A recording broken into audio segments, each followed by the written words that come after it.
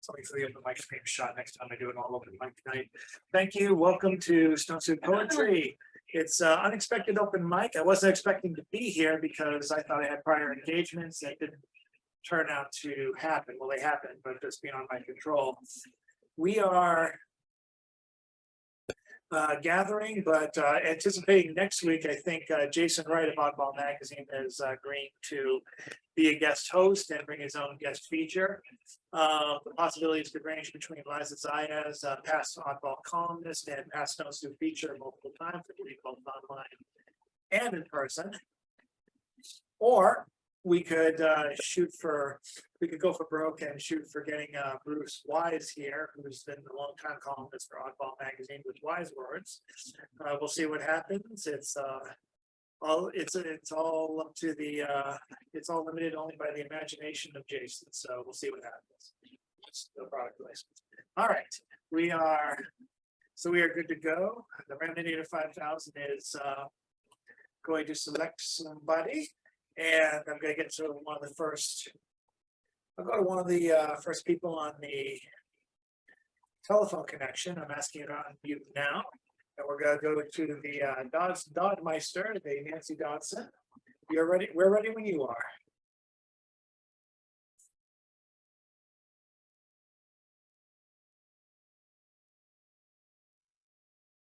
Missed impressions. Mist comes, dawn breaks on. Dewdrops here everywhere. Light pours into blurred eyes. The rainy mist comes. Light breaks into dots. The flowers are in. Petals fall. Mist comes. A rain torrent. Leaves fall. One cannot see.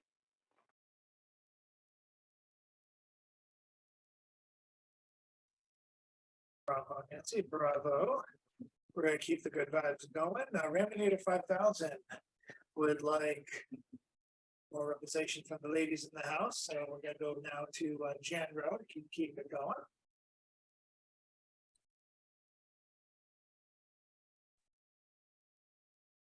Thank you. This was from the weekly for the Black Seed Writers. By this guy, he lives under the bridge at on the Red Line at MGH. Lives under the bridge. He wasn't there this week. He may have gotten arrested or something. Yeah, he was hit by a drunk driver when he was a teenager. Had to learn how to walk and talk again. Flatlined. Had to be helicoptered to MGH and have his skull drilled. Well, anyway. James Parker gives prompts sometimes, and this was in response to a prompt that this guy that lives under the bridge wrote, ifs and buts. What happened last night? It's not about the fight, or maybe it's the flight that I never took. Oh, look, I think I might know. Him or her at this point, it's all a blur. To begin again, I really think it should start as friends. Then maybe something will happen at some point. I ain't holding my breath. Thank you.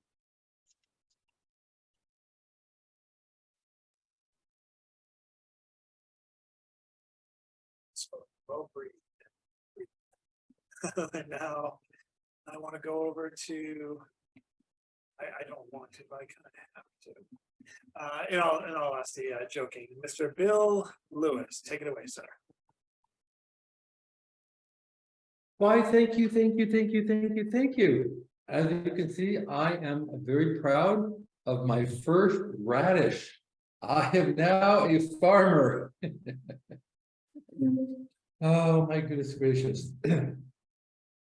I should like to begin simply by reading a email that I just received, not but a few hours ago. Hi, Bill.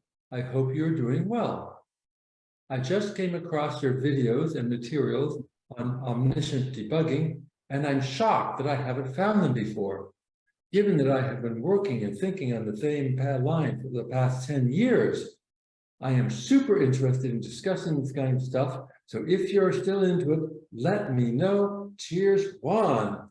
Now, is that like totally cool? Is that like totally cool? I mean, wow. So I was not expecting that, but Juan and I are going to have a wonderful conversation. Oh, okay. Not all of life is beautiful and fun. Parts of life suck. People suck sometimes. I can't. Bill, can I live with you? I waited for those words, sure that they would come. How could a single man whose profession takes for weeks at a time possibly take care of a wild, sometimes explosively angry 15-year-old boy? He called me his father figure. I was the one adult whom he loved and respected. I could get him to do anything, things he didn't want to do. I had to be there to make him do it, but details. So much anger. I don't know why. Trouble at school, trouble with his mom, trouble with the police. I could not possibly handle such troubles. A week with me in California would simply have to do. He took his first flying lesson with me, with my friend. How could he not ask the question?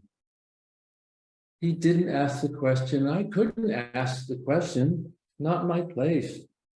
He had to ask. He didn't.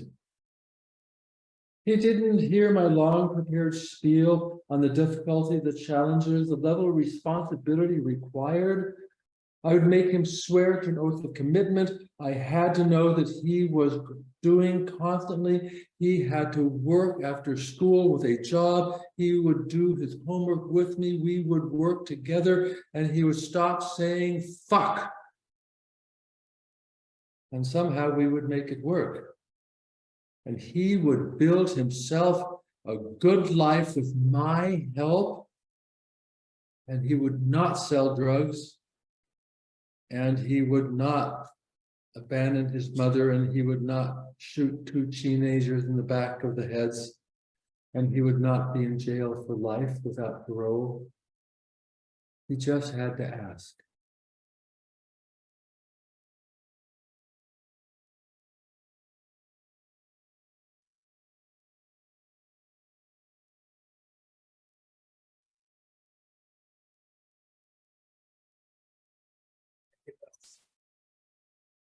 I don't know if you can see me or not. My camera just seems to be coming in and out for some reason. I haven't been able to figure it out. My connection is still pretty good, but if I do suddenly, if I do suddenly go back to my profile picture, you don't know why. We're gonna go next to Patricia Kerrigan, if she is ready. Hi, thanks. I'm going to read Misty, one of my jazz poems. I'm going to read the first Misty as it was originally, plus the erasure version of it. Misty. From a perch above the human drama. Misty, the cream-colored cat washed her paws clean. She knew her way around her master's apartment.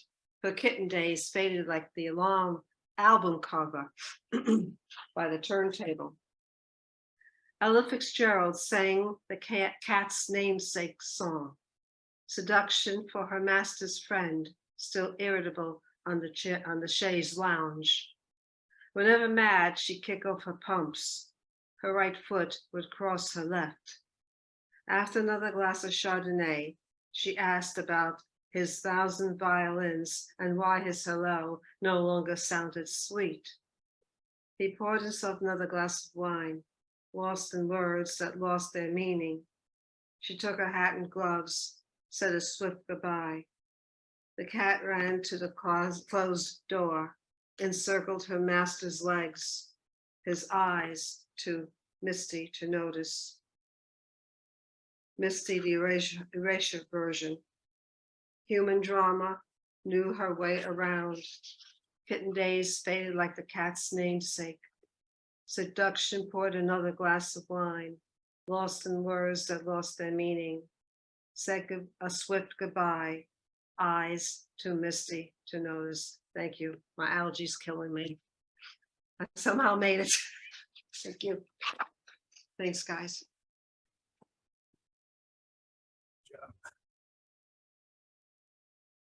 And let's go now over to Jackie Chow. Okay, I'll read a narrative poem. It's called Housemates. I see you in my memory as I look out the bus window at the swaying palms and cars passing by. You appear in flashes of smiles and puffs of weed smoke you exhaled. I recollect its grassy scent, which you deemed more pleasant than the aroma of my steam. Stared at me with stony eyes as I told you about my crush. I recounted my daily adventures in the midst of your wrath, your complaint about the toilet rolls not being replaced. Your voice filled the void between hours of studying in what was supposed to be the best years of my life.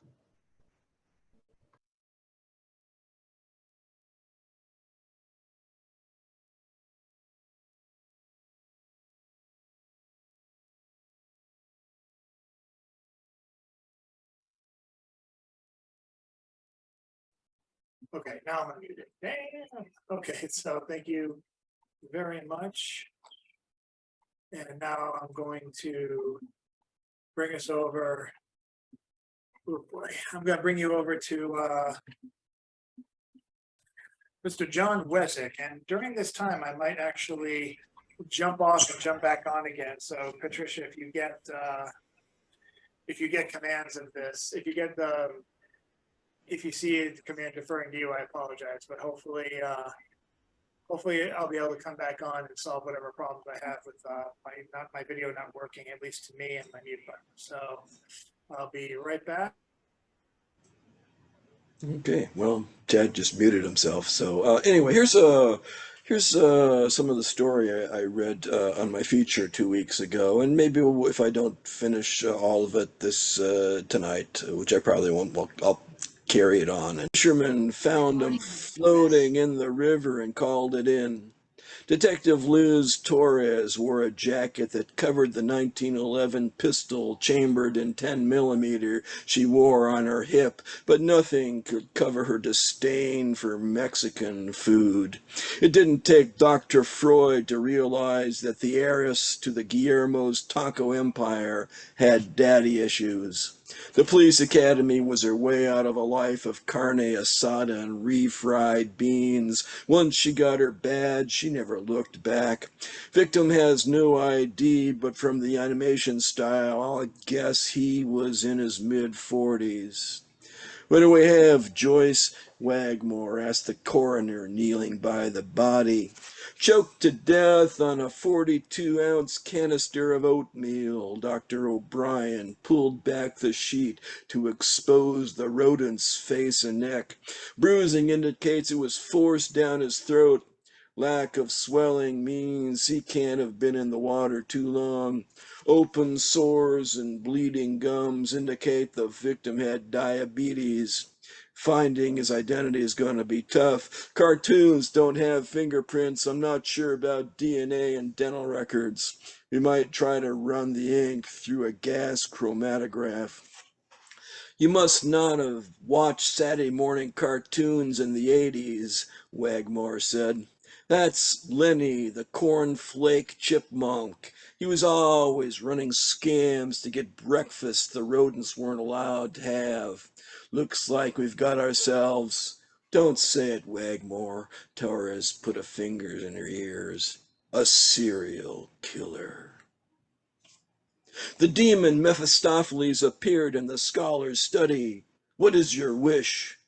that you will provide me with Bruckner's cornflakes as long as I live, the disguised Lenny the Chipmunk closed a leather-bound book of spells. I am a servant of great Lucifer, and may do nothing without his command. And what would convince Lucifer to command thee? Your immortal soul. I would be damned 1,000 times for just one bowl of Bruckner's cornflakes, Lenny replied. Then sign this contract in blood. Mephistopheles handed Lenny a parchment and a blade to nick his finger. Woohoo! Lenny ran around the study and his robe fell off, revealing a rodent body. Foolish chipmunk, cornflakes are for humans. Mephistopheles disappeared in a puff of smoke. Bruckner's cornflakes, so tasty you'll sell your soul for just one bite, the announcer said. That's one of the tamer ones. Captain Barkless turned off the VCR. No doubt Lenny made a lot of enemies with the Decency Council. Start by interviewing people who knew him. Got it, Captain. Wagmore and Torres left Barkless's office. Bravo, bravo, Batman, this man's crazy. The Thanks. breakfast of champions. Oh, dear. Serial killer. Yeah. All right. And now is with great pleasure that we welcome back after a few weeks absence, Carol Weston. If you live in Boston, you could see her the weekend of August 5th and 6th as part of the Boston Poetry Marathon. They're still putting the schedule together, and we're almost at our fundraiser goal. We're 2/3 of the way there, so that's good news. And Carol's going to be in the bleachers with the rest of us for the first time in almost 3 years.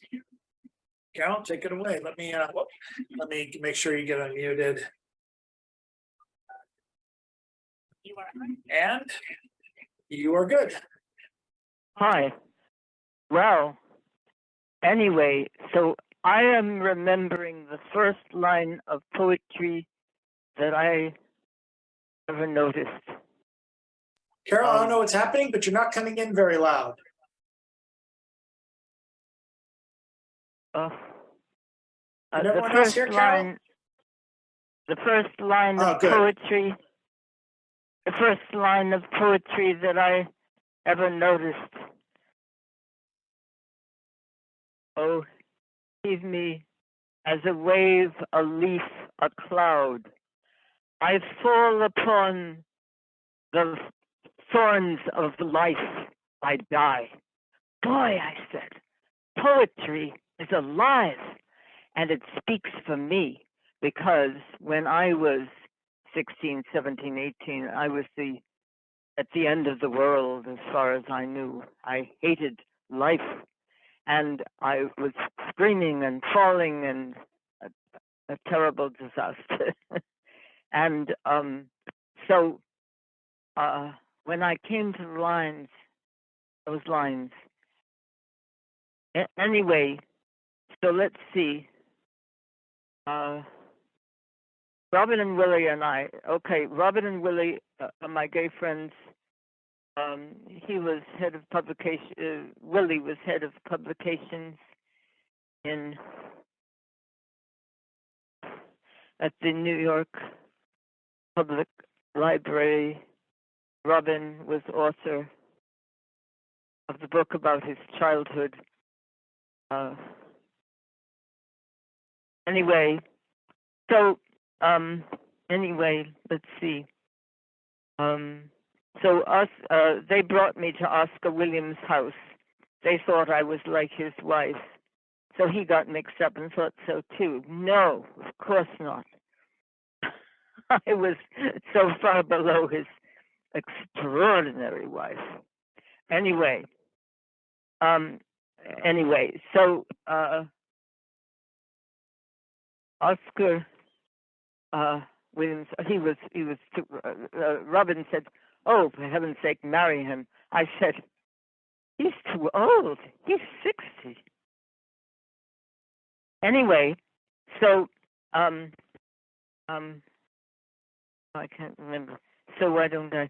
Anyway, I'll just do a little bit of "Oh Wild West Wind." Oh yeah, Robin did this. He was one of the most extraordinary readers allowed in the world.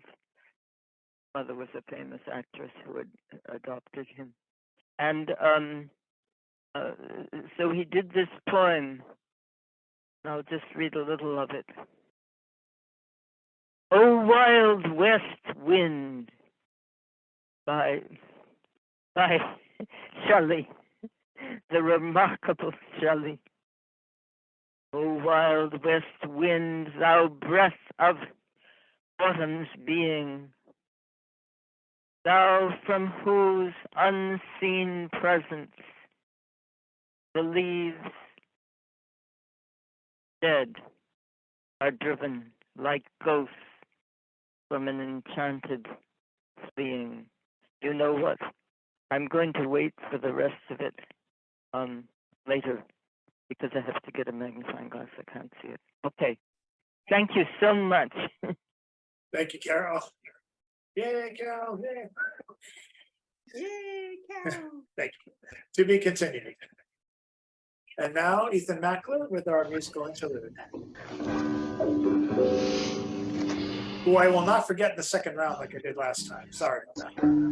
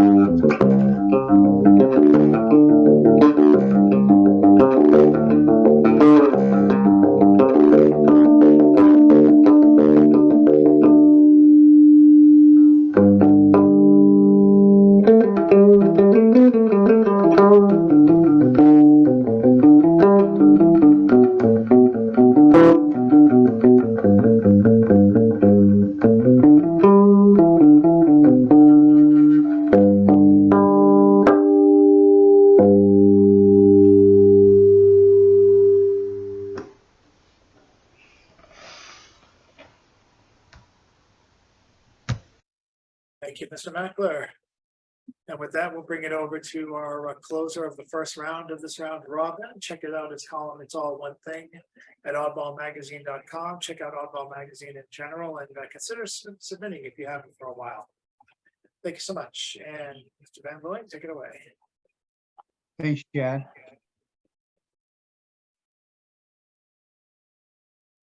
So I have a poem here called July 4th, 2023.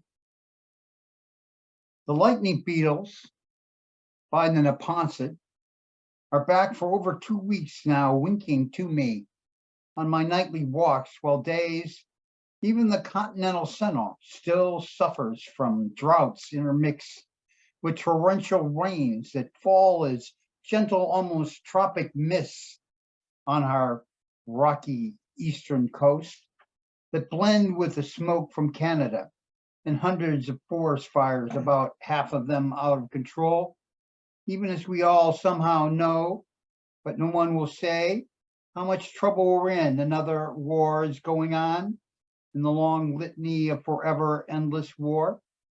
After everything that's happened for 5 decades, how can anyone still pretend back to good old days, automatons on parade, the firecrackers and rockets? It's scary how the bangs could be just another mass shooting in Baltimore, mass shooting in Texas, mass shooting in Philly, mass shooting in Chicago. Another block party dissolves in more horror. A man in body armor carrying military grade rifle, hundreds of rounds of ammunition, and a sidearm, active shooter, shooting anything that moves, as if that old Vietnam kill anything that moves admonition to the troops had come home. And home, what a strange place becomes home on July 4th. Oh, beautiful for spacious skies, for amber waves of rain, for purple mountain majesties above a fruited plain. America, America, God shed his grace on thee and crown thy good with brotherhood from sea to shining sea.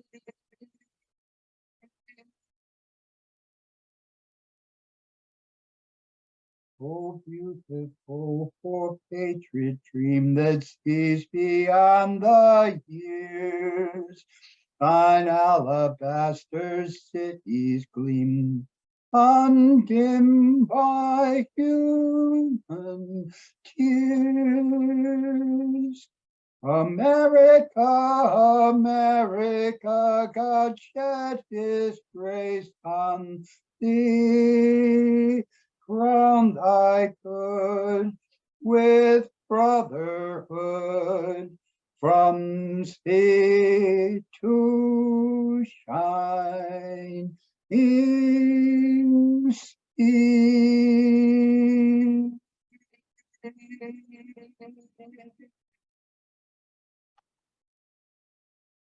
Thank you.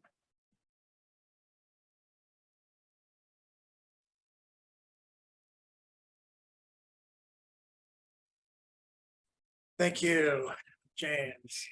And with that, we pass go, collect our 200, and pocket our cabbage and go on to the second and final round.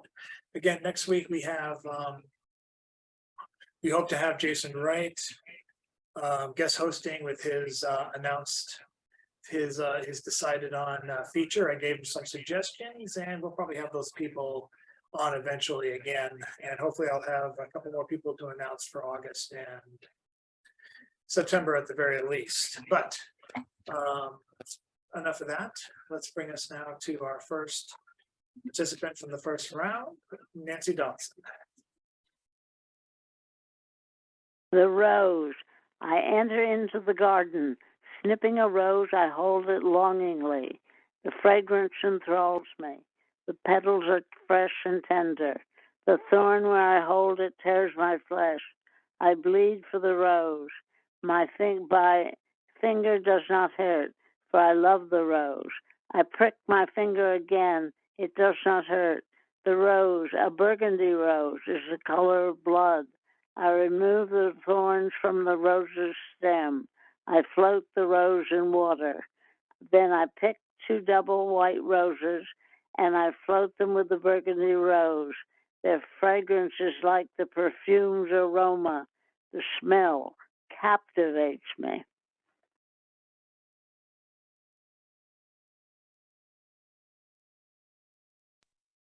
On my line, I heard Carol give out a wow, and rightfully so. Thank you so much, Nancy.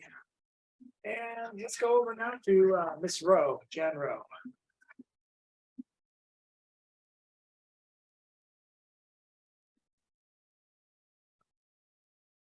I don't know if you can see this.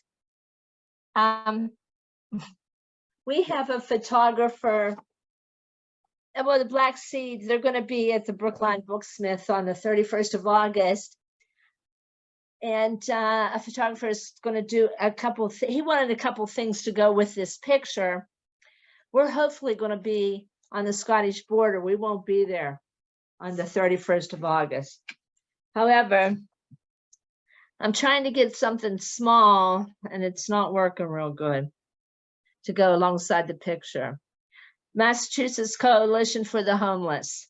Zooms on final Fridays and informs. Now, current struggle in Boston, State House. Right now, real estate developers, gateway cities, they want taxpayers to subsidize 4,000 a month rent units.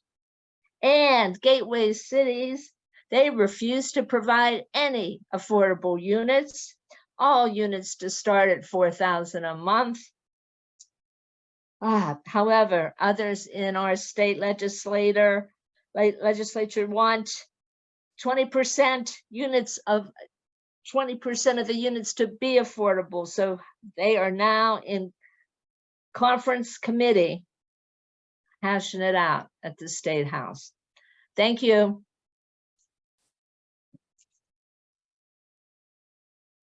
Or you can do it on your phone. Yeah. Great, thank you very much. And now I think Bill is done lamenting his first grown vegetable. I'm sure he ate it already. So we'll bring up Bill Lewis right now.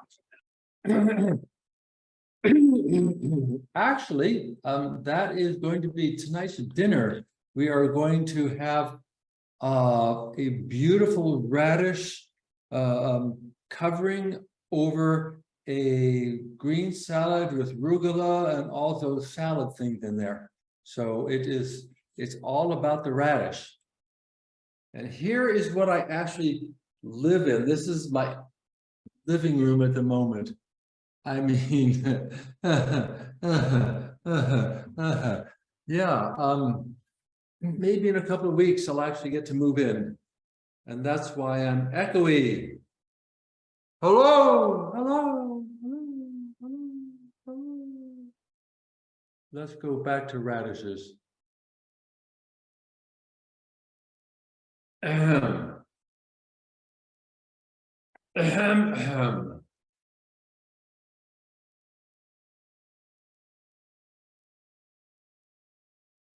Ahem, ahem, ahem.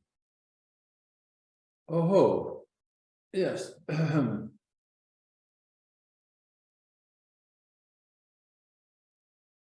You're horny.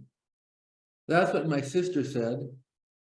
I didn't know what it meant, but when I finally found out, I couldn't really argue with her. I'm always horny, isn't everyone?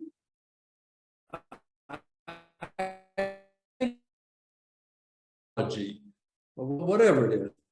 My, you know, that is always hot to trot.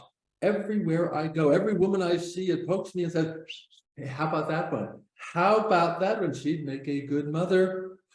That woman over there, she already has a child. We could start off with one up. Oh, she's married. Well, forget her. There are plenty of fish in the sea. How about and so it goes.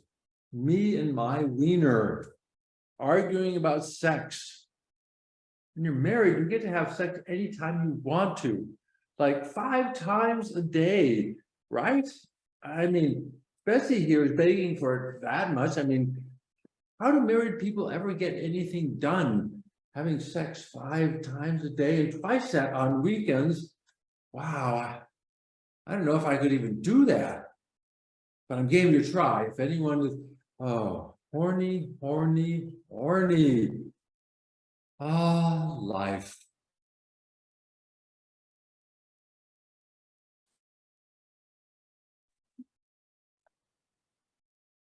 Thank you Mr. Bill. Pardon the lack of video. I was, my girlfriend's daughter Molly is going to her first paid, non-volunteer, non-activist, non-COVID era job in history. She's gonna be a Starbucks barista tomorrow in training, so I'm excited about that. I told her to watch out for the regulars who used to go to Coffee Connection and still talk about it. They're dangerous. They speak as a former barista. Anyway. Let us go now to Patricia Kerrigan. Okay, short one here. This is published in Jerry Jazz Musician about a year ago. Cool Cat in Town, inspired by Take 5 and dedicates it to Steve Dalchinsky. Like cool cats, jazz purrs. The blues taste like wine, smooth and cool at night. Like jazz, cool cats purr. The blues, smooth and cool, tastes like wine at night. Thank you. Very good. All right.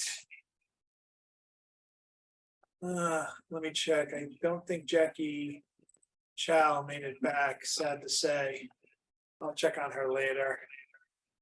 Everyone's connections have been acting up everywhere lately. It's not a conspiracy. Let's go back to John Wizik, who I apologize for cutting off his the recording of his first entry. There's going to be a little bit of a blank because I had to go in and out of the Zoom to fix my own camera and connection. But this No should worries, be no uninterrupted. worries. All right, there you go, sir. Seen this chipmunk before? Wagmore slapped a photo on the bar. Of all the cereal cafes in all the world, Skim City had to be the worst. Even in mid-afternoon, teens with pimply skin, gaunt women with bitter frown lines, and overweight bikers whose denim vests revealed prison tattoos crowded the dimly lit room with their desperate craving for sugar, corn syrup, and carbohydrates. A TV over the dispensers showed an animated Wanda the woke walrus emphasizing the importance of inclusive language. The cereal tender picked up the photo. Nah, we don't serve no rodents in here. He was too skinny to be sampling the product. Look again. Wagmore tapped the photo. Hey! A biker sprang from his stool and grabbed Wagmore by the shoulder. The man said he hadn't seen him. Torres swung the biker around. After 2 quick slaps, she captured one of his hands in a wrist lock and pointed her big pistol at his eye. Nice place you got here. Wagmore showed his badge. Be a shame if the health department found some expired cereal containing red dye number 2. We're investigating a murder, so look again. All right, I seen him. The cereal tender wiped spilled milk off the bar. Understand we can't keep rodents out of here if they wear disguises like top hats, football jerseys, or they dress like pirates. Always going on about how we used to be famous and hitting up my customers to buy him puffed rice. Felt sorry for the guy, so I gave him a little oatmeal now and again. When did you last see him? About a week ago. Said he had some big score that would put him back on top. Any idea what? Said something about getting the old gang back together. The TV cut to a commercial with a man in a plaid shirt standing by a horse. Seems $500 million doesn't buy as much as it used to. Like you, I've had to cut back by buying my daughter a Porsche instead of the Bugatti she wanted. He placed the saddle on the horse and continued talking while tightening the straps. Used to be you could kill a hooker and pay the police chief to make the body disappear. Those days are gone, thanks to the Washington elites and their big government allies. I still believe America is the land of opportunity where anyone from a wealthy family can build a sweatshop or dig a strip mine in a national park. That's why I'm running for mayor. Even though I'm a billionaire, I need your checks for $25, $100, or $20,000. I'm George Kintsugi, and I approve this message. Disguised in a trench coat, Lenny entered the Soviet embassy. The scene cut to an interview room where a man with large jaw sat behind a bust of Lenin. You wish to see the resident? These are the specifications for an X-ray laser used in the Strategic Defense Initiative. Lenny slid an envelope across the desk. I can get more. And what do you want in return? The KGB agent opened the envelope and studied the papers. A lifetime supply of Bruckner's cornflakes.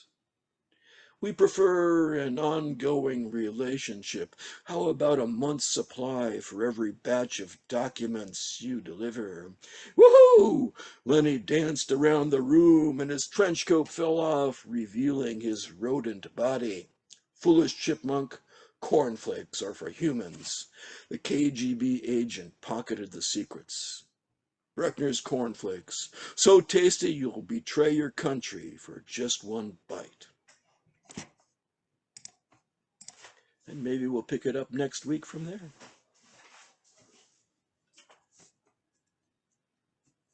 Shoot him, hang him from the highest tree, throw this man underneath the bus. He is insane. He is ruining our wonderful, fine conversation of poetry with delicacy, and he is insane. Okay, we're done. You got food for thought, guys. Appreciate the criticism, Bill. Bill, this reminds me of a writer. Her name's Tegan O'Neill, and she used to, when Image Shack was just starting up, and they were blogging, she would have fun with Photoshop, a free Photoshop she got, I think, and would create a series called Rejected Breakfast Cereal Mascots.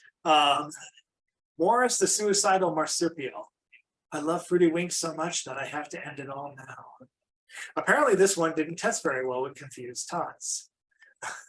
Others included Melvin the methamphetamine-addled manatee.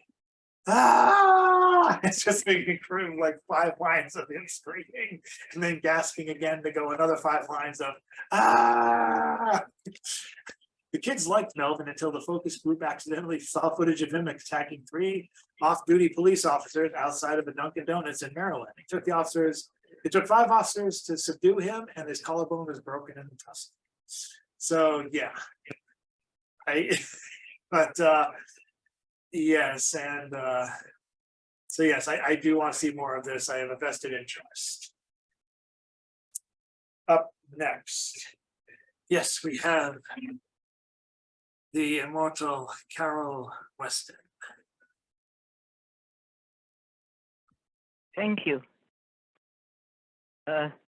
Anyway, so Robin Pricing sat on the steps of Widener Library and read Ode to the West Wind by Shelley. Just a minute.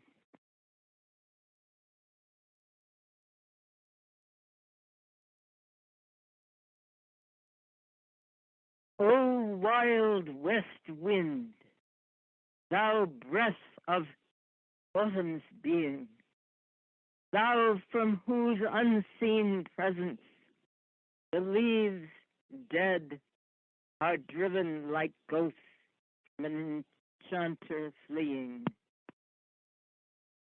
Yellow and black and pale and beetle and hectic red,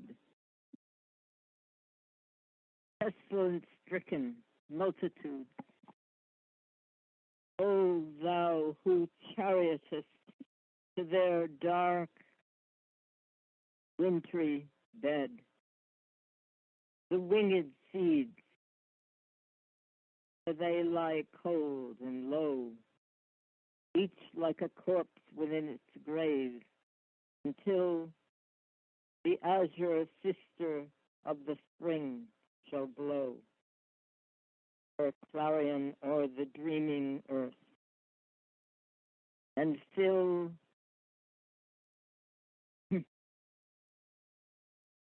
driving sweet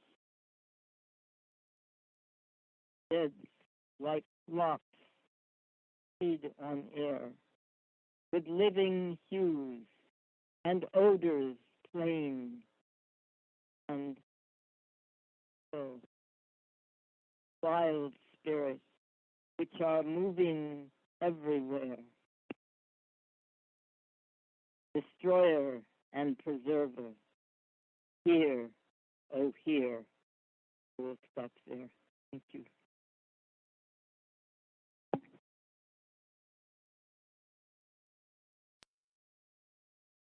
Thank you, Carol. More serial mascots, rejected serial mascots after this musical interlude by Ethan Mackler.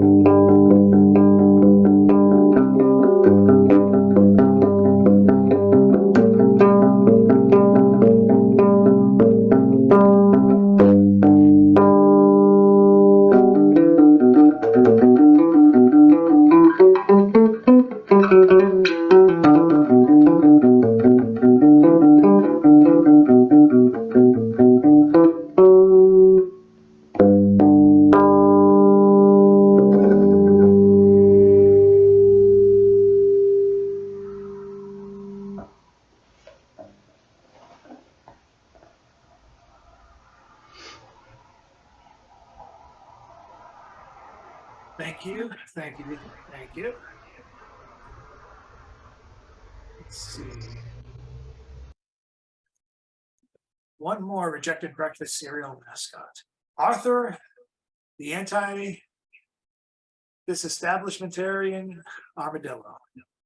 The keys of the one true church were given to Peter by the Lord, and it is not the prerogative of man to abridge this holy covenant with divinity, but it is the prerogative of man to eat Wonder Whoopie Crispers in a bowl of creamy milk. So let it be written, so let it be done.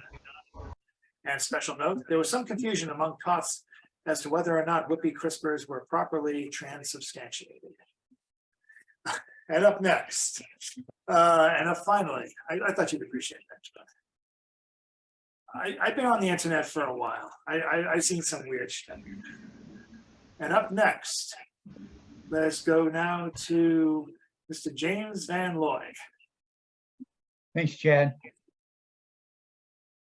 So I have a poem here called Jonah on the Tell of Nineveh. Tell is actually an archaeological term for a big, huge pile of old ruin.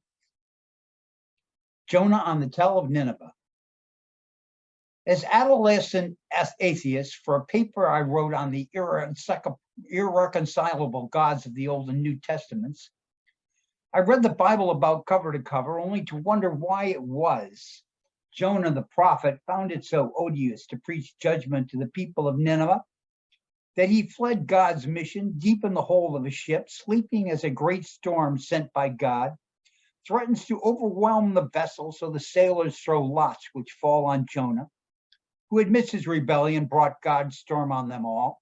So reluctantly, they pitch him over the side into the sea, where a great fish, the Leviathan whale, was appointed to swallow him up, so that he was 3 days and 3 nights in the belly of the beast until he prayed to be allowed to go to Nineveh. What's this thing, Nineveh and Jonah? Now I see on Yahoo Scroll the story about how in the over 4-month siege of the Iraqi city of Mosul, the Iraq Shiite government forces have taken the site of the tomb of Jonah, which was blown up by the fighters of the IS, Islamic State, the new caliphate, declared in 2014, after a few thousand insurgents took the city from tens of thousands of US trained and equipped Iraqi government forces who fled after their officers absconded to Kurdistan. With Jonah's tomb out of their way, the fundamentalist fighters proceeded to dig down under in search of archaeological plunder. And the mound on which the mosque stood turned out now to be an ancient foundation tell that held a 26-year-old Assyrian palace, because as legend had held all along, Mosul was really the ancient capital of the Assyrian Empire, the city of Nineveh.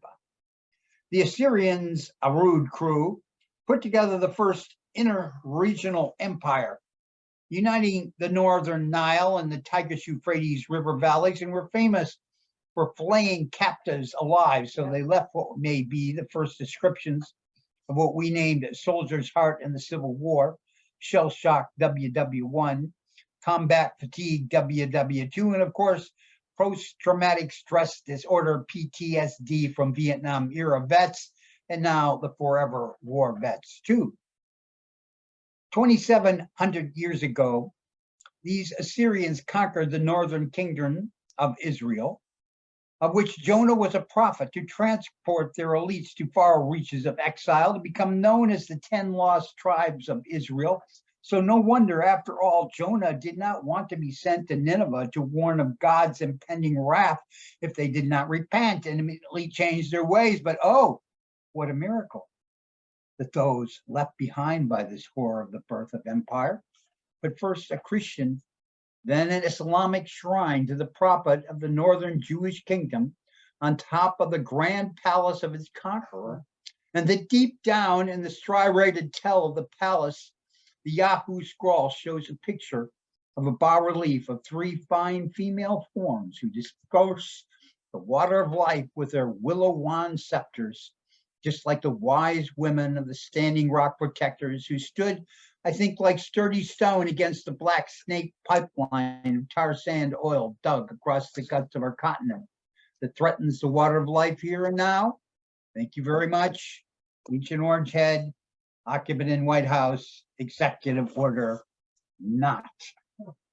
Sometimes I wonder why I spend a lonely night dreaming of a song, the melody haunts my reverie, and I am once again with you when our love was new, and each kiss and inspiration. But that was long ago. Now my consolation is in the stardust of a song beside a garden.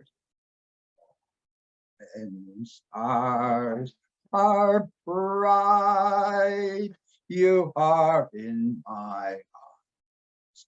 The nightingale tells that fairy tale of paradise where roses grow. So I dream in pain, in my heart it will remain. My stardust melody,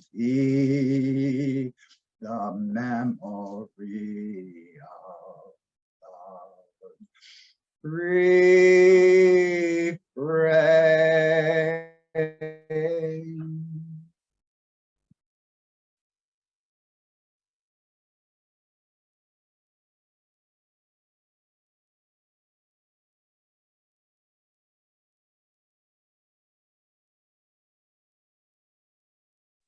And with that, I thank you, Mr. Van Looy, and I thank everyone for coming tonight.